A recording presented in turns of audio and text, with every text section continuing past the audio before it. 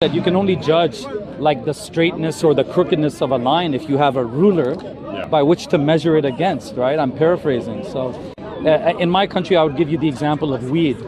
So 30 years ago, if I was selling you weed on the streets of Toronto, I would be arrested. I would be put into jail or fined or something, right? Now, 30 years later, and 30 years is not a long span of time in the grand scheme of things. 30 years later, again, I would say we're not just condoning it, I would say we're celebrating it. It's hard. Every other street corner, every second block in Toronto, cannabis store. As a society, we've decided that cannabis stores on every block is a brilliant, wonderful idea.